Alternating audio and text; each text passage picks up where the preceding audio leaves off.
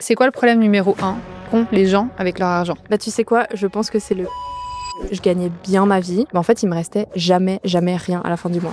Ce que je dis systématiquement à mes clients, t'as un compte pro et t'as ton compte perso. Il faut séparer ça et tu te verses un salaire. C'est quelque chose qui dérange extrêmement sur les réseaux sociaux quand on parle. Moi je gagne 300 € par mois, comment est-ce que tu veux que j'applique tes conseils? Mais si tu gagnes 300 € par mois, c'est peut-être...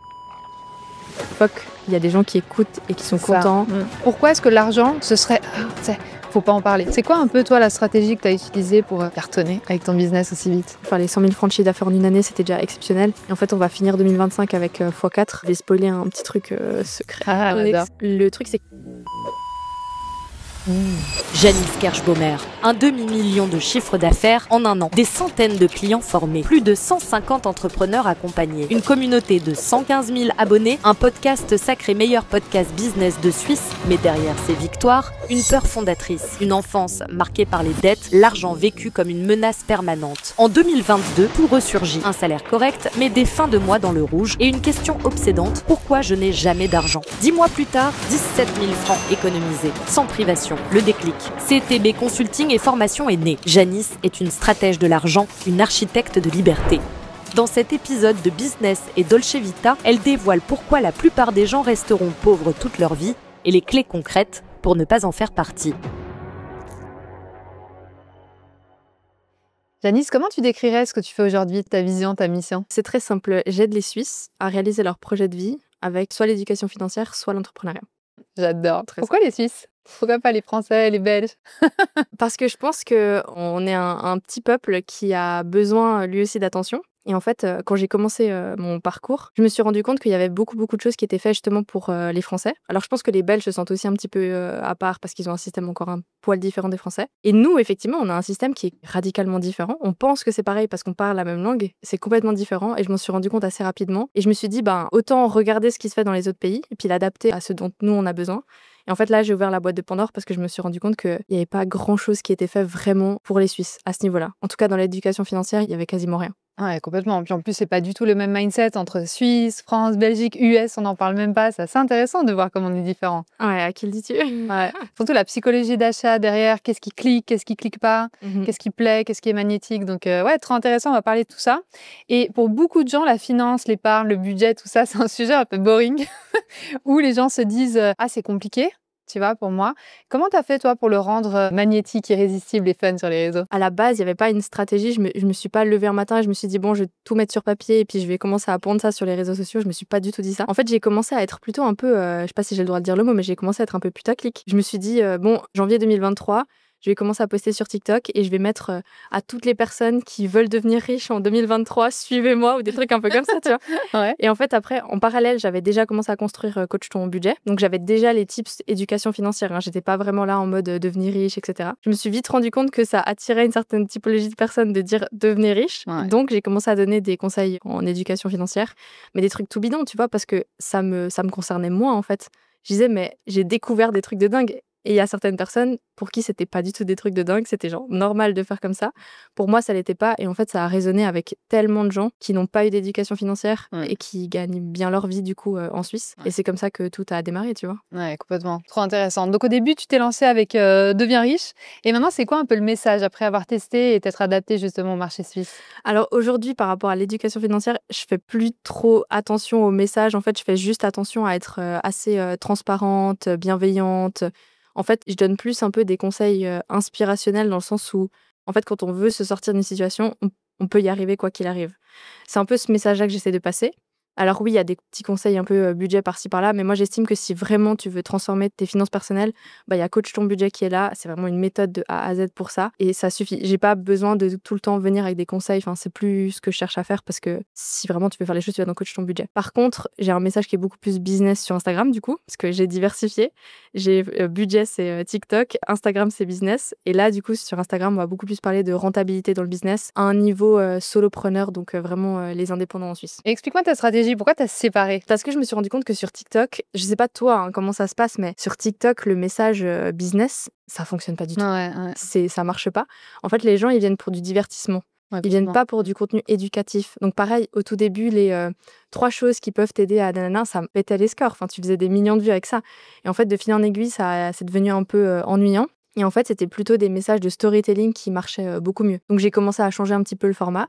Et en fait, après, c'est d'un point de vue perso que ça s'est joué. C'est qu'en fin 2023, je quitte mon job de salarié, parce que j'étais salariée à ce moment-là. Je me suis dit, soit tu quittes, soit tu resteras toujours là-dedans et tu ne seras pas heureuse. Ouais, et en fait, j'ai arrivé à générer 3-4 000 francs par mois de mon activité. Quand tu as un job de marketing manager, 3-4 000 francs, ça suffit pas. Et je me suis dit, bon, là, soit je scale mon business et j'arrive à en vivre, soit dans 3 mois, je me retrouve un job. Et j'ai pris le pari, j'ai scalé le business et j'avais envie de casser cette image de, Janice, elle n'est pas conseillère financière, en fait. Janice, à la base, elle est business, elle est marketing, elle sait monter des bises et c'est ça qu'elle sait faire. Et à ce moment-là, j'avais le message, devenez libre grâce à l'entrepreneuriat, tu vois. Devenez digital nomade, un peu comme ça. Et en fait, alors c'est pas pour dénigrer du tout ça, mais je me suis juste rendu compte que j'étais un énième blaireau qui disait ça. C'est ça. Et là, j'ai commencé vraiment à me nicher. Faut que je sorte de là, quoi. Ouais, je suis au genre de là, ça va pas du tout. Mais j'ai fait plein de ventes comme ça. Ouais. J'ai attiré plein de gens. J'avais 1500 abonnés, j'avais déjà fait 15 000 francs de chiffre d'affaires, tu vois. Donc, je savais que j'étais en train de vendre un truc après correct. Et au fur et à mesure, je me suis nichée. Et après, maintenant, je me concentre beaucoup plus sur Instagram parce que c'est là où je fais le gros de mes clients, le gros de mon chiffre d'affaires. Complètement. TikTok, c'est que du fun maintenant. Donc, voilà. Je dis toujours ça aussi, c'est sur Insta, la conversion. Ouais, c'est ça. Et à un moment donné, tu as économisé 17 000 francs en 10 mois sans te priver. Donc, on va parler de ça justement. Il y a beaucoup qui pensent que c'est impossible, sans se priver, de réussir à mettre autant de côté. Comment tu as fait déjà? C'est quoi un peu la méthode? Et surtout, c'est quoi la partie un peu contre-intuitive, on va dire, de cette méthode-là? C'est pour ça que les gens pensent que c'est impossible. Bon, déjà, il y a quand même un truc qui est important, c'est que je gagnais bien ma vie. J'étais confortable financièrement. Je crois que j'étais à 7 000 8 000 francs, un truc comme ça par mois. Mais il y avait quand même beaucoup de dépenses inutiles. Parce qu'en fait, en Suisse, c'est très facile. Tu sais, tu sors de l'université ou de l'apprentissage, j'en sais rien. Tu as un certain salaire, puis au fur et à mesure que tu grandis, tu vieillis, tu as ton salaire qui augmente. Et en fait, tu augmentes aussi tes dépenses. Complètement. Voilà. Tu augmentes ton logement. On est dépensier en Suisse. On est dépensier, franchement. On aime acheter du matériel. C'est ça, exact. Et tu vois, j'étais seule, quand j'habitais seule, j'étais à Lausanne, et sur 7 000 francs, après, t'enlèves 1 000 francs d'impôts à peu près, un truc comme ça. En fait, il me restait jamais rien à la fin du mois. Et tout ce que j'ai fait, c'est réviser mes dépenses. Et là, j'ai commencé à être ultra frugale. J'ai supprimé toutes les dépenses. Je n'allais plus boire des cafés, j'évitais les restaurants. J'ai tout arrêté au début pour vraiment faire de la masse. Et en fait, après, j'ai réintroduit juste ce dont j'avais besoin.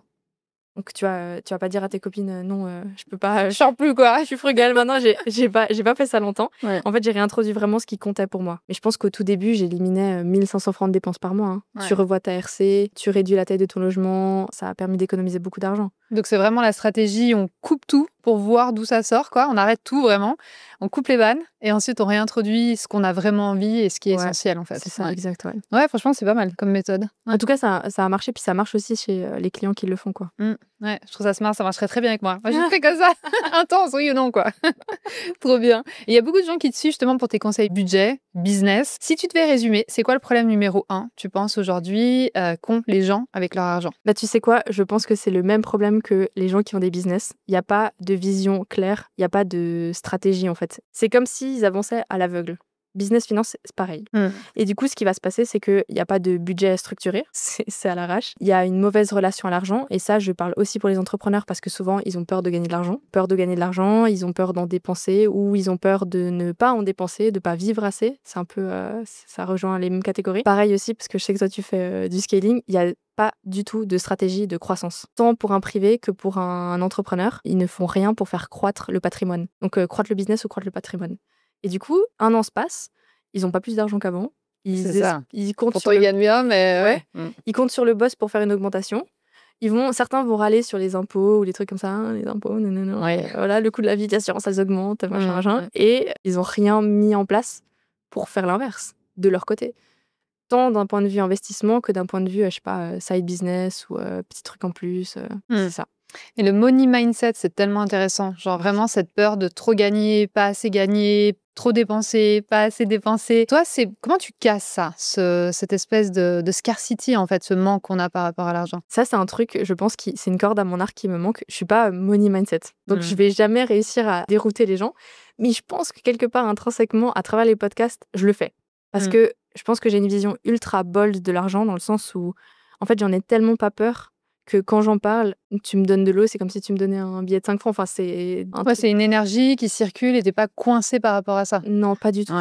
Et je pense que je l'ai cassé aussi au fur et à mesure parce que je pense que t'es vraiment plus facilement bloqué quand t'es salarié. Parce qu'en fait, t'es bloqué par un payroll. Tu reçois ton salaire et le seul moyen de t'en sortir, c'est de demander une augmentation ou de changer de job, en fait. Mais quand t'es entrepreneur, en vrai, quand tu captes qu'il n'y a pas de plafond, c'est ça. Il n'y a pas de plafond. Tu peux aller Sky chercher, the limit, tu peux y aller, quoi. Ouais. Et ça, je pense que c'est vachement important de le comprendre. Et c'est pour ça qu'on devient entrepreneur. Enfin, pour ça. Moi, un petit peu au début. Ouais, mais en tout cas, tu l'as cassé, ce mindset chez toi. Ouais. Et tu vois, ce qui est intéressant, c'est souvent, on me dit, ouais, ce que j'aime chez toi, c'est que tu parles d'argent, mais ça dérange de ouf. Tu vois, que ce soit en Suisse, en France, les gens sont là, mais ça parle trop d'argent.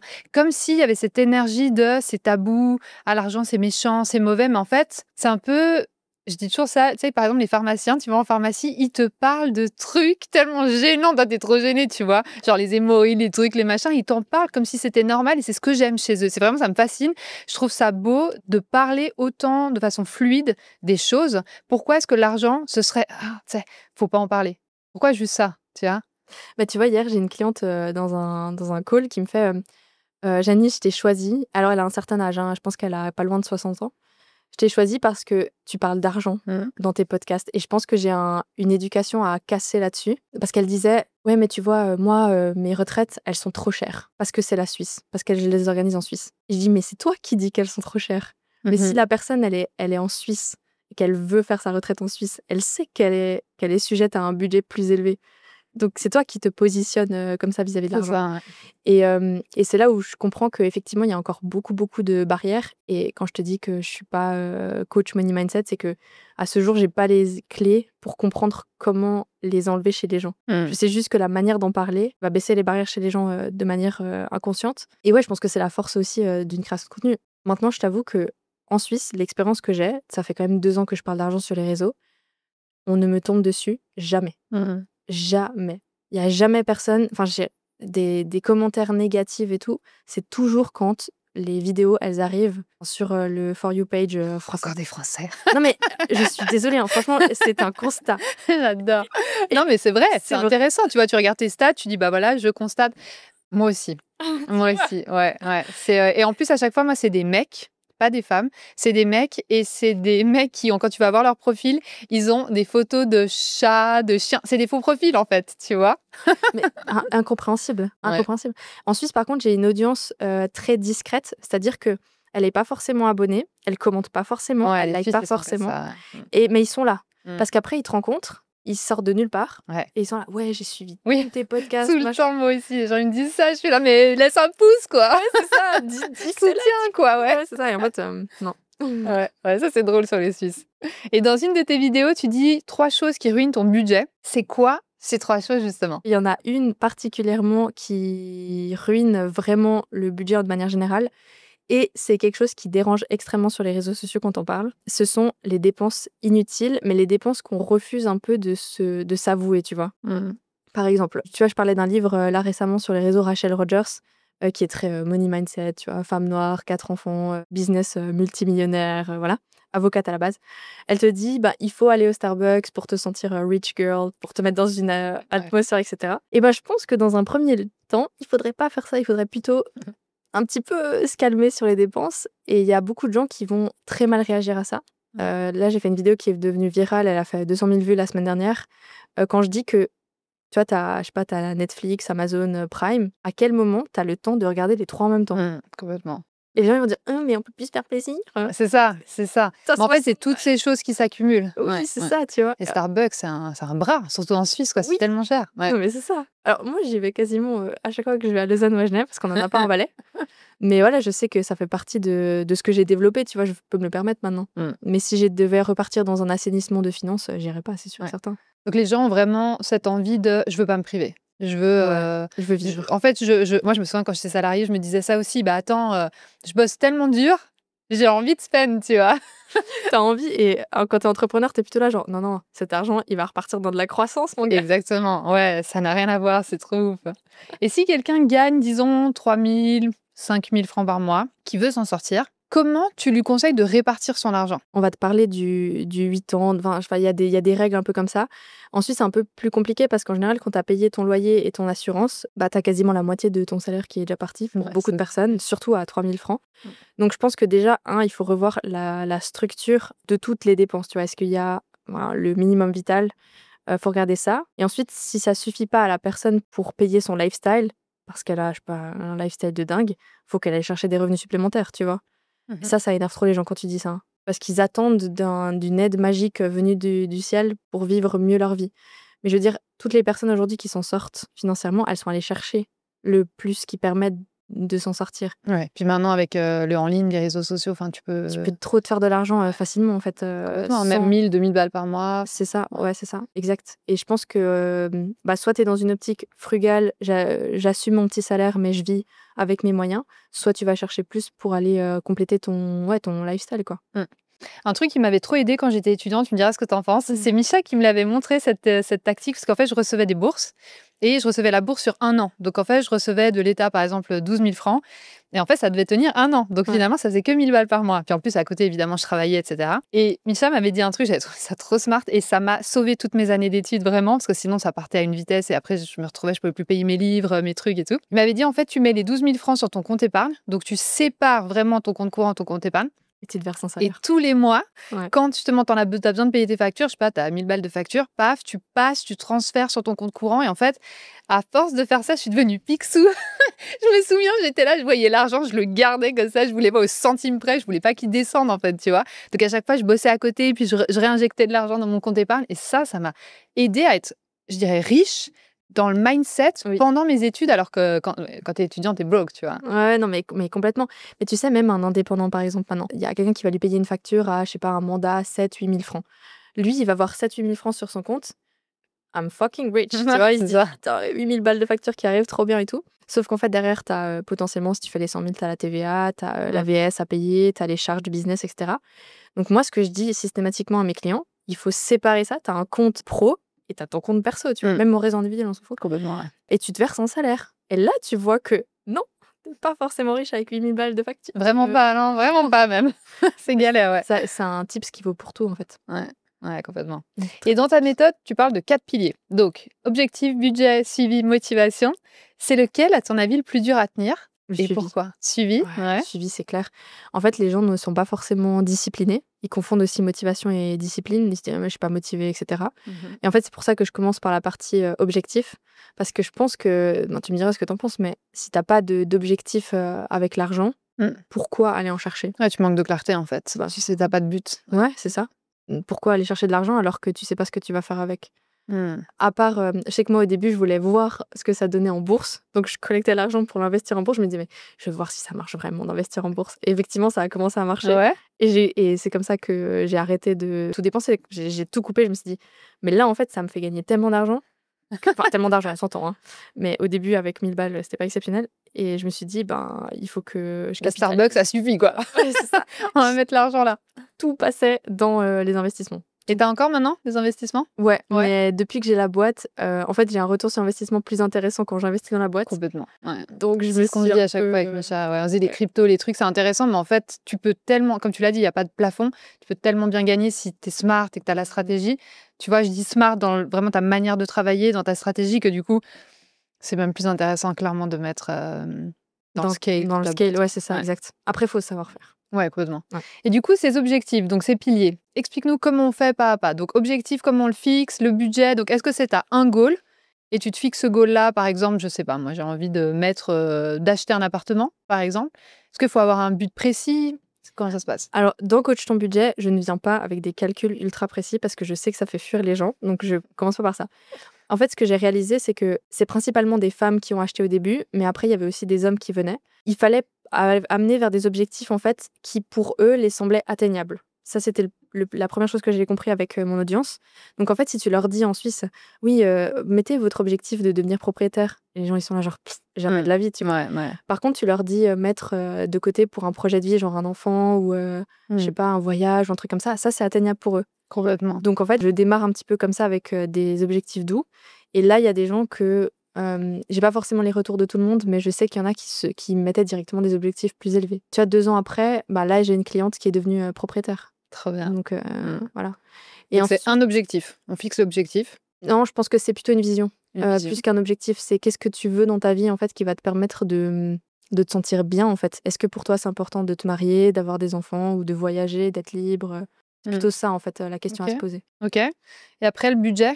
Alors là, chez moi, c'est plutôt de l'assainissement. C'est vraiment, on vient regarder ce que tu dépenses. Donc, je les force aussi à faire C'est comme les études temporelles que tu fais. Enfin, je sais pas si t'en fais. Moi, j'en fais avec mes clients qui me disent oh, j'ai pas le temps la journée. Et en fait, quand tu fais les études temporelles, tu te rends compte qu'ils font plein de trucs de merde. Et qui servent à rien. Voilà. Et là, le budget, c'est pareil, tu vois. Ouais. Et tout d'un coup, tu vois, ils disent ah mince, mais en fait, j'ai dépensé 300 balles sur Zalando ce mois-ci. J'avais l'impression que c'était 50 balles. Ouais. Non, tu t'es bien acheté 3 paires de choses. Et du coup, ça passe par là. Et là, c'est les premiers déclics. Et ensuite, je l'ai fait passer par un objectif de savings en fait par mois. Et après, ensuite, c'est du suivi. Donc, c'est avec un fichier Excel et puis garder les coordonnées. Ouais. Exactement. Puis à chaque fois, lancer la machine. Alors, il y a des gens qui vont pas jusque-là. Hein. Ils regardent juste les vidéos puis ils font pas. Oui, bien sûr. On sait qu'il y a il y a des statistiques qui montrent à quel point ça faisait peur. La dernière fois, je voyais, c'était Udemy qui disait les stats. 4%. Non, beaucoup plus. Genre 89% de gens couvrent jamais le premier module. Ça faisait peur. J'étais là, non, mais pourquoi acheter des formations? Tu vois, de nouveau, l'investissement, on investit en soi. Ouais. Dans ce cas, n'achète pas. Mais là, on parle de 100 balles, tu vois, encore pour un Suisse standard, 100 balles, ça va. Ouais. Mais moi, j'ai des clients qui ont consommé un high ticket chez moi et puis je ne les ai jamais rencontrés. Ouais, moi aussi. Ouais. C'est fou quand même. Ouais. Sympa. Ça, faut mettre dans le budget, ça. C'est ça, exact. Assainissement. Et toi, du coup, tu es entrepreneur, CEO, créatrice de contenu, on adore, avec une belle audience, plus de 150 000 abonnés. Franchement, bravo, tu as bien bossé. Tu voyages souvent. On adore, tu viendras me voir à Bali. Est-ce qu'il y a des choses sur lesquelles tu refuses d'économiser? Ou tu dis, voilà, moi, je veux bien, mais ça, non, quoi. Ça ne touche pas. Alors, tu vois, avec mon copain, on voyage tous les trimestres. Et il y a un truc sur lequel c'est impossible pour moi de ne pas dépenser d'argent, c'est le logement. Mon copain, je sais pas comment il fait, il trouve toujours des logements, mais de dingue. Il nous trouve des pépites comme ça. Trop bien. Et ça, c'est le truc où, en fait, on peut dépenser tranquillement entre 300 et 500 francs la nuit pour avoir le logement qu'on veut. Ça, c'est pas possible pour moi de... Non négociable. Non négociable. Ouais. On va pas dans les trucs pourris, quoi. Ah non. Avec capards et tout, c'est pas pour toi. Ah non. Alors, quand j'ai des copines qui me disent « Ah, tu veux pas aller faire une marche » et puis on dort en comment ça s'appelle, là en bivouac, là, fait comme ça, là. Non, t'es dans les gîtes, là, de montagne, là, les... Oh, je dis « Non, mais je peux pas, moi. On va se retrouver à 15 dans un dortoir. Mais ça va, moi, quoi ?» Donc ça, ouais. Et puis sinon, autre chose? Je dirais que je cherche avant tout un confort de vie, c'est-à-dire que à partir du moment où j'ai quelque chose qui ne me convient pas, donc typiquement récemment c'était la voiture, je vais aller chercher je vais pas regarder sur la dépense, je vais d'abord regarder vraiment moi ce qui me convient. Donc typiquement, j'ai roulé en Corsa 2003 pendant une année quasiment. Quand je suis arrivée en Valais, j'avais besoin d'une voiture. Et en fait, j'avais pas du tout envie d'investir la trésorerie de la boîte dans une voiture à ce moment-là. Donc, j'ai roulé encore ça et j'ai mis une année avant de choisir la voiture. Mais j'avais des critères tellement précis. Et j'ai passé 8 mois à scruter quelle voiture me convenait. Et j'ai fini chez Audi. Il m'a fait faire un tour de voiture. Il m'a dit, vous roulez super longtemps, vous y allez, machin. Je suis revenue au bout de 10 minutes. Il m'a regardé, il me dit, ça va pas? Je dis, si, j'achète celle-là. Et on a passé 2 heures à configurer la voiture comme je voulais. C'est ce que ça veut. Donc maintenant, tu as la voiture de tes rêves. Voilà. Pas de dream car, on adore. Trop bien. Et est-ce que tu penses que les gens, justement, il y a des choses sur lesquelles ils ne devraient pas économiser? Ça dépend toujours de ta situation de vie. Enfin, si tu donnes les efforts nécessaires à te construire la réalité que tu veux, alors là, il faut être très au courant de qui tu es et ce dont tu as besoin. Et pas économiser sur ça. Parce que c'est ça qui va te rendre heureux, épanoui, etc. Par contre, je pense que tant que tu fais pas les efforts nécessaires pour y arriver, là, je pense que je suis un peu work hard, play hard. Je suis un peu comme ça. Et je pense que du coup, si tu ne donnes pas tout ce qu'il faut pour arriver là où tu as envie d'arriver, non, je pense que... Voilà. Ouais, ça va pas venir tout seul, quoi. C'est ça. Parce qu'il y a beaucoup de gens qui pensent que la baguette magique, ça existe, mais elle n'existe pas. Si jamais... mais moi, je l'adresserai à tout le monde, si possible. Ouais. Comme ça, vous arrêtez de vous plaindre. Ouais. Et je vois, des fois, les gens, tu sais, c'est vraiment, ils te donnent leur argent comme ça, et ils sont là, donne-moi les résultats. Et t'es là, non, ça marche pas comme ça. Va falloir te lever le matin, va falloir suivre la vidéo, suivre le cours, implémenter, créer ton contenu. tu vois, genre tout ce qui va avec, en fait, tout ce que nous, on a fait Ouais, pour en c'est être ça, là. Ouais. c'est ça. Mais c'est Ouais. clair, c'est comme les abdos. Je veux dire, si tu veux ton bouti d'enfer, mais tu sais, ça, je trouve ça Moi, fou je parce que... l'ai toujours pas. Les abdos, Moi je non l'ai plus. toujours pas. Ouais, moi non plus. J'ai abandonné. Et tu sais, c'est ça, à la salle de sport, ça viendrait pas à l'idée de dire, bah en fait, sans rien foutre et en mangeant de la pizza et en restant sur mon canapé, je vais avoir des abdos. On sait que non, tu vois. Mais dans l'entrepreneuriat, il y a un doute. Il y a un doute, Il y c'est a un clair. doute. Je sais pas d'où ça vient et surtout, je trouve que le rapprochement le plus concret que tu peux faire, c'est vraiment l'entrepreneuriat et le sport. C'est tellement similaire. Ouais, Il y absolument. a des gens, ils sont nés, ils sont naturellement beaux et voilà, ils sont gifted. Et dans l'entrepreneuriat, ils vont faire des trucs de dingue facilement. Tu vois, ils ont un beauty privilege, ils ont des trucs comme ça. Et t'en as d'autres, bah, malheureusement, il faut travailler plus dur, tu vois. Ouais. Va falloir aller à la salle. Voilà, mais c'est ça, et c'est ça. Voilà. Ouais, c'est comme ça. Trop bien. Et toi, aujourd'hui, tu as une équipe. Tu me parlais tout à l'heure de ta bras droit avec qui ça se passe super bien. On veut tous, hein, une bras droit comme ça, on adore. Ouais, c'est clair. Est-ce qu'il y a une erreur de délégation que tu as fait et que tu referas jamais? Paradoxalement, je pense qu'au début, quand tu es entrepreneur, tu vas facilement te retourner vers ton entourage pour les solliciter pour X ou Y raison. Tu as pensé à machin pour faire tel et tel truc. Je pense que ça, c'est la pire erreur de délégation que tu vas faire. Parce que tu n'as pas de processus de délégation, tu n'as pas de cahier des charges, tu as une espèce de confiance, pas de contrat, pas des trucs comme ça, c'est pas clair. Et en fait, tu peux vite te retrouver avec un job qui n'est pas fait comme tu aimerais qu'il soit fait. Et du coup, c'est le pire truc pour le business. Bah, tu casses aussi potentiellement une amitié, tu vois. Bah, Eva, c'est une amie d'enfance, justement, mais le moment où elle est rentrée dans le business, je savais déléguer. Donc, elle a eu un cahier des charges, elle a été onboardée vraiment comme une employée, tu vois.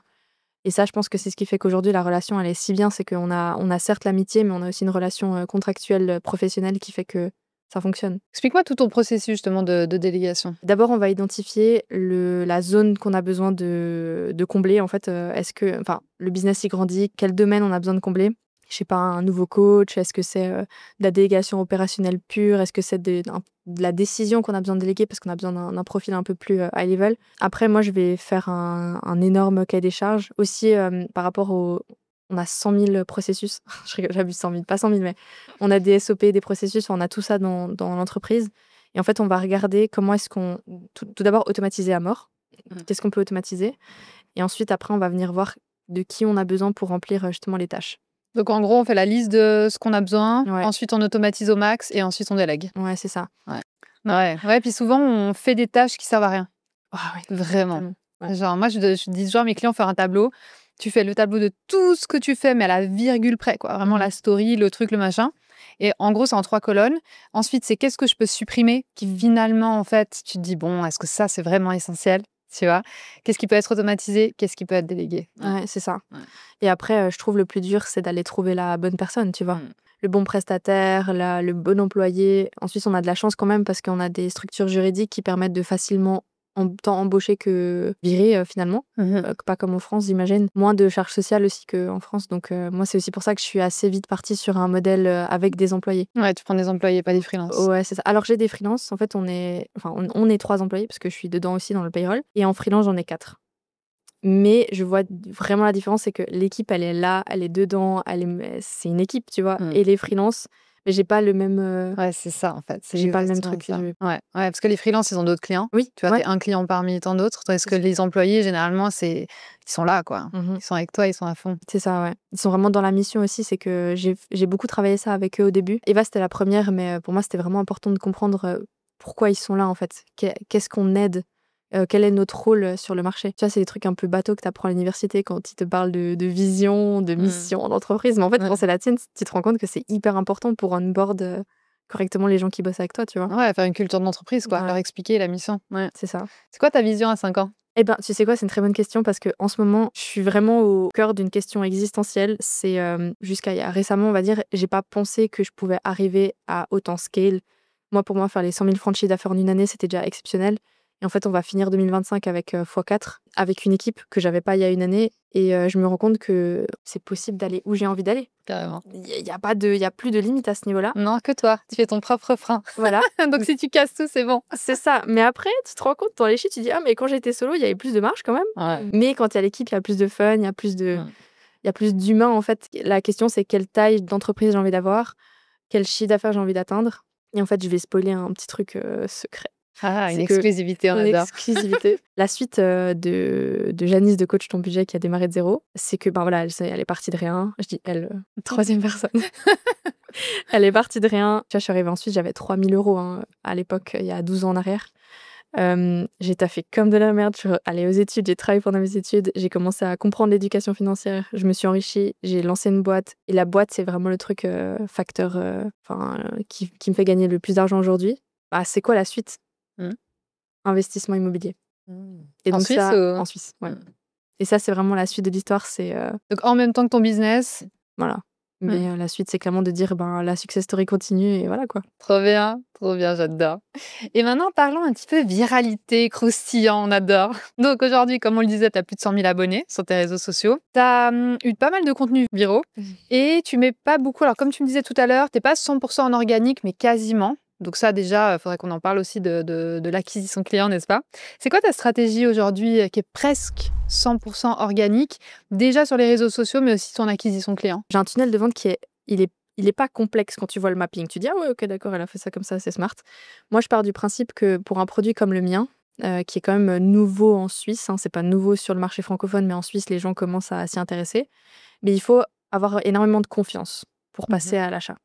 Et en fait, moi, le closing, par exemple, j'étais très mauvaise. Moi, tu me faisais un appel de vente, je te sortais l'audit, la stratégie, machin. J'étais très mauvaise à l'époque. Donc, comment j'ai structuré ça aujourd'hui, avec 2 ans d'apprentissage là-dessus? TikTok, ça reste du 100% organique. J'ai fait des partenariats avec des marques, donc ça m'a apporté de la visibilité, de la notoriété d'un point de vue marque. Bah, elle collabore avec You, Groupe Mutuel, Retraite Populaire, etc. Aujourd'hui, c'est du 100% viral sur TikTok. Je poste ce que j'ai envie de poster. Je vais pas regarder une stratégie, si j'ai envie de parler des chaussures que j'ai achetées, je parle des chaussures que j'ai achetées. Ça va créer une certaine notoriété.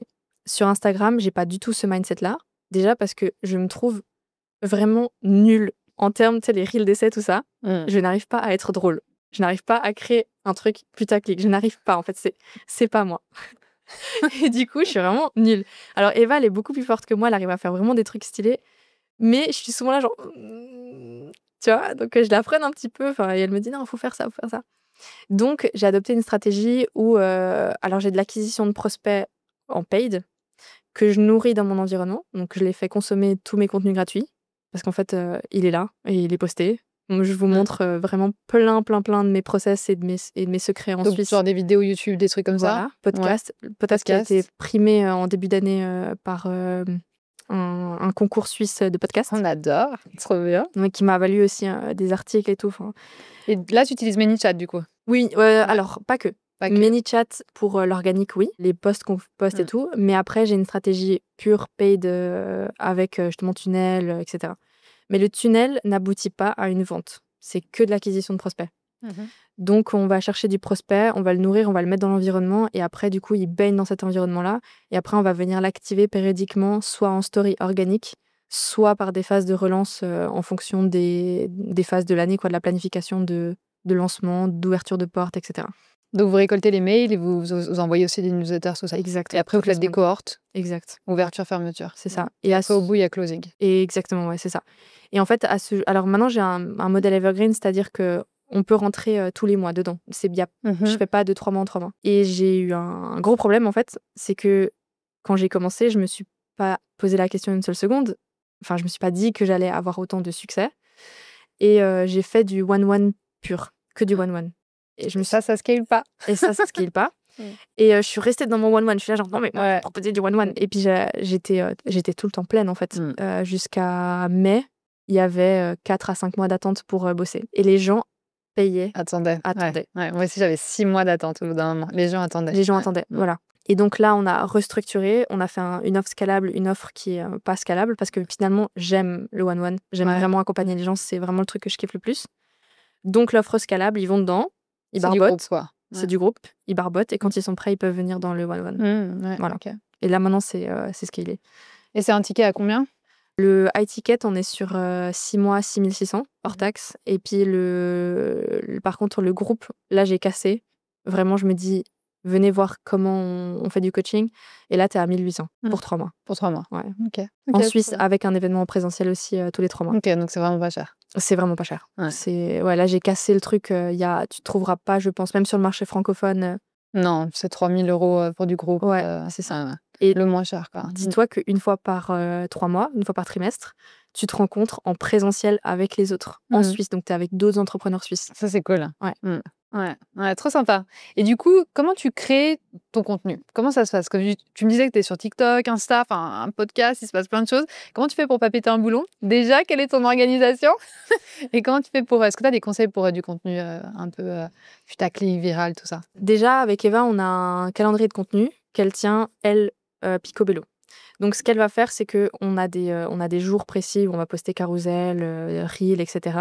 On s'adapte aussi au changement de l'algorithme parce qu'il y a récemment, au moment où on tourne les reels, la visibilité, c'est pas ouf. Il faut faire du reel d'essai. Les reels d'essai, ça a starté cette année, il me semble. Donc voilà, tu as des changements comme ça. Donc on fait un peu plus de carousel en ce moment parce que c'est ça qui est le plus vu. Elle va mettre vraiment la thématique, l'objectif divertissant, éducatif. Elle va aussi mettre en place les CTA. Après, c'est tout moi. Elle a repris ce que je faisais moi toute seule. Elle a sa patte de community manager / marketing manager. Donc, elle sait faire. C'est juste qu'elle a repris ce que je faisais moi. Et elle va un peu l'embellir dans le sens où elle, c'est vraiment maintenant purement son métier. Après, je vais tourner avec elle. On organise des sessions de tournage une fois par mois. On va tout tourner. Photos, tout ça. On envoie à monter. Et après, elle poste. Voilà, c'est assez simple. TikTok, c'est au feeling. Il y a des fois où c'est vrai, je vais pas poster pendant très longtemps parce que ça me saoule, j'ai pas l'inspi. Je trouve que quand tu te prends une vague un peu virale, c'est assez dur à gérer parfois émotionnellement. Je me dis, les haters, tu dis? Ouais, enfin, ou même pas forcément, c'est juste les gens, tu sais, bad mood, quoi. Tu sais, genre, oui, mais moi, je gagne 300 € par mois, comment tu veux que je fasse comment est-ce que tu veux que j'applique tes conseils? Mais si tu gagnes 300 € par mois, c'est peut-être t'es pas ma cible dans ce que je raconte, tu vois, enfin. Ouais, ou qu'il faut changer un truc. Et qu'il faut écouter les conseils. Va sur le podcast. Ouais. Exact. Oui, c'est vrai que le bad mood, ça plombe. Ouais, les haters, le bad mood, tout ça, ouais, complètement. Mais ça, j'en ai été pas mal victime parce que je me disais, faites chier, quoi. Enfin, tu vois, t'es un peu là, genre, allez. Et puis, il y a des moments où ça remonte et là, je me dis, fuck, il y a des gens qui écoutent et qui sont contents et il faut se concentrer sur eux, quoi. Et après, il y a le podcast, du coup, une fois toutes les 2 semaines et une vidéo courte toutes les 2 semaines sur YouTube d'une playlist que j'ai appelée 15 minutes rentables. Et là, c'est vraiment, on papote, pose ta cam, on parle, très simple, voilà. Ok. Et donc, une fois par semaine, je tourne, mais en général, là, pareil, tu vois, je vais pas dans un studio, je fais rien de... En fait, j'ai réduit les coûts à mort, je fais un truc très simple. Ça suffit tant que ton contenu, il est bon, tu vois. Si les conseils, ils sont pertinents et que les gens, ils reviennent parce qu'ils savent qu'ils vont avoir des conseils pertinents, ils reviennent. Ouais. Et du coup, ça suffit. Et vous batchez 30 jours de contenu d'un coup. Ouais. Là, on a le calendrier prêt jusqu'à... On a 2 mois d'avance. Hein. C'est une machine. Ouais, c'est une machine, ouais, c'est clair. Trop bien. Mais du coup, vous devez aussi rebondir sur les trends, tout ça. Donc, il y a quand même de l'espace. Si jamais il y a un changement, de laisser quand même un peu de flexibilité à votre contenu. Ouais, exactement. Ouais, ça, c'est important. Ouais. Surtout si on a envie de faire on pète un câble, on fait un truc un peu différent, c'est possible. Et est-ce que tu as vu un pattern dans les posts qui ont le mieux marché chez toi? Tout ce qui est personnel. Un truc de dingue. Quand tu racontes ton histoire, c'est vraiment à chaque fois ce qui me permet de... C'est ça qui me fait le plus de vues. Le contenu éducatif, comme je te disais avant, il est assez discret dans le sens où souvent, on appelle le closing, on va dire « Ouais, t'as posté ça. Et c'est ça qui m'a fait booker le rendez-vous. » Mais c'est pas les posts qui obtiennent le plus de vues, tu vois. Ouais, donc, exactement. C'est ceux qui obtiennent le moins de vues, c'est trop bizarre. Ouais. Et ils like pas, ils sont vraiment... Les gens sont invisibles. Et du coup, je me dis, il faut continuer de faire un mix et... Ouais, moi j'ai remarqué ceux qui like et ceux qui commentent, c'est ceux qui achètent pas. Et ceux qui sont invisibles, c'est ceux qui achètent. C'est comme s'ils culpabilisaient en fait, donc ils te donnent quand même un peu de la force, tu vois. Ouais, non, mais c'est ouf, vraiment. Ouais. C'est intéressant. Ouais. La psychologie derrière. Trop bien. Et il y a beaucoup de gens qui créent du contenu, évidemment. On est dans un marché qui est saturé, mais il y en a très peu finalement qui arrivent à transformer leurs abonnés en clients. Vraiment, beaucoup de gens, même pour des grosses audiences, je vois, et qui galèrent vraiment à transformer. C'est quoi un peu, toi, la stratégie que tu as utilisée pour cartonner avec ton business aussi vite? Je pense qu'il faut pousser à l'action dans un contenu. Donc, quand on rabâche le CTA n'est pas un mythe. Le CTA est une action. Est essentiel. Est essentiel. Donc, ça veut dire que dans une story, par exemple, tu parles d'un truc. Ok, tu peux parler de ta vie et puis pas rien vendre, c'est ok. Mais si tu as l'intention derrière de vendre quelque chose, il faut structurer la chose pour avoir un discours cohérent qui mène à une action de la part du client. Un truc très drôle. Hier, j'ai posté une story où en fait, j'ai un prospect, j'ai mis 1 dans ma story, mais c'était 1. J'ai une dame qui me dit ah, mais moi, je peux pas mettre ce montant-là parce que c'est l'équivalent de mon CA mensuel. C'est trop pour moi.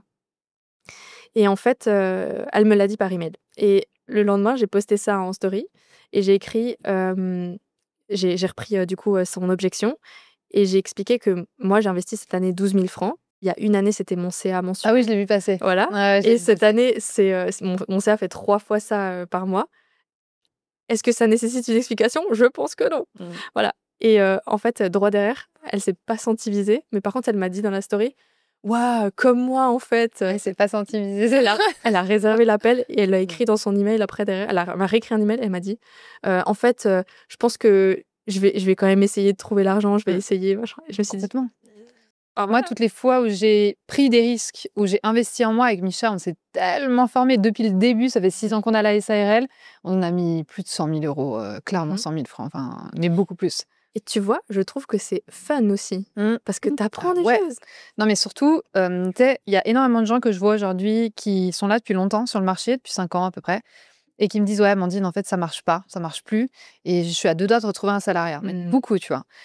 Et quand tu creuses, souvent, pas tout le temps, mais souvent, tu remarques qu'en fait, il y a un manque de compétences. C'est-à-dire qu'à un moment donné, ça a fait l'affaire, mais il y a 5 ans, on n'est plus du tout dans le même marché. Le Covid est passé, les gens sont plus les mêmes, le marché est dynamique, il a évolué. Et être toujours dans cette formation continue, enfin, moi, en étant dans le droit, c'est logique, en fait. Tu vois, quand tu es médecin, quand tu es avocat ou autre, tu es tout le temps en train de te former de façon continue. Donc, pourquoi entrepreneur, ce ne serait pas le cas? Donc, tu vois, tu dois tout le temps te mettre à jour sur les nouveautés, le marketing, le marché, comment il est, les réseaux sociaux, les stratégies de vente qui sont de plus en plus éthiques. Moi, j'aime bien ce côté très subtil dans la vente aujourd'hui, qui est de plus en plus développé. Nous, c'est vraiment ce qu'on essaie de développer à fond, de vraiment mettre l'humain au centre avant la conversion. Tu vois, pour moi, c'est important, éviter tout ce truc de requin. Et pour ça, il faut se former, quoi, dans tout. Ouais, mais maintenant, avec le digital, en fait, tu vois, les Instagram, en 6 mois, la stratégie peut virer, en fait. Donc, toi, tu avais une stratégie de Reels only, et puis tu faisais que ça, et puis en fait, tu vois ta visibilité qui drop aussi parce que, je sais pas, ils montrent plus les Reels de 3 secondes parce que c'est démodé, etc. Il faut que tu sois hyper agile, en fait. Complètement. T'as pas le choix. D'ailleurs, là, je suis en train de tester une stratégie sur Insta, elle est incroyable. Genre, vraiment, là, c'est pépite, je vous la délivre. Vas-y. Genre, là, on utilise ManyChat depuis super longtemps, mais là, j'ai vraiment masterisé l'outil. Et en gros, je dirais 80% de mes contenus renvoient sur un CTA qui renvoie sur ManyChat, donc qui renvoie sur une ressource. Et j'arrive aujourd'hui à récolter entre 100 et 300 emails par reel, ce qui fait que j'ai économisé, parce que nous, on fait de la pub. Oui.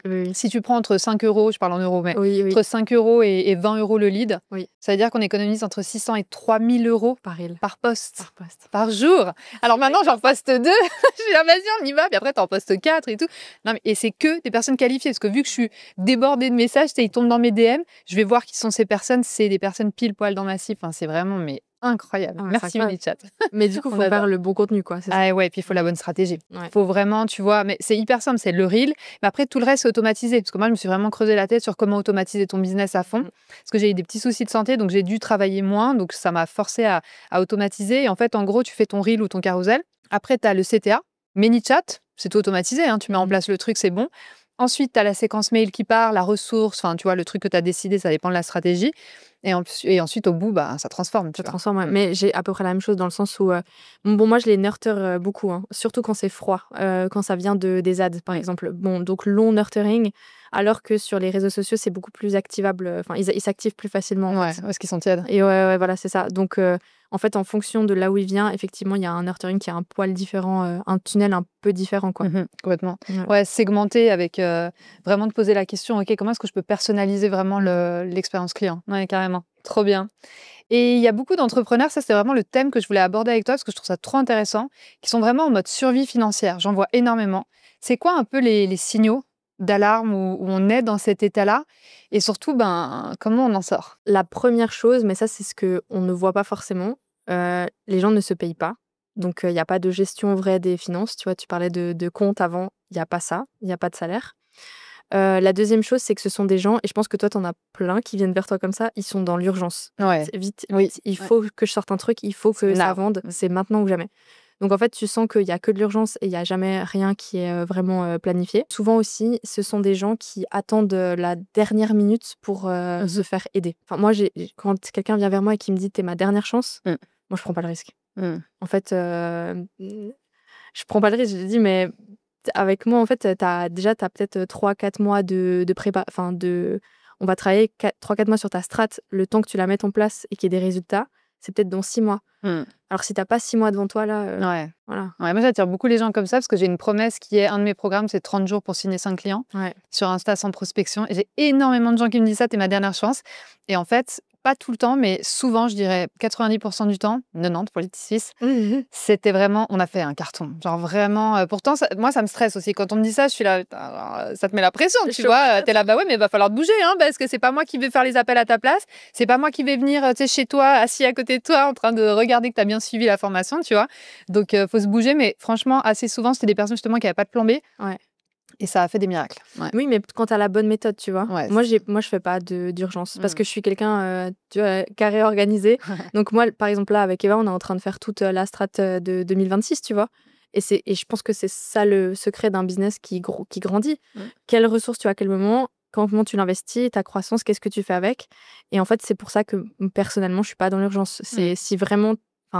Là, maintenant, les clients que j'attire, c'est des gens qui sont déjà bien, mais qui veulent passer l'étape et qui ont besoin de cette stratégie implémentée de manière solide.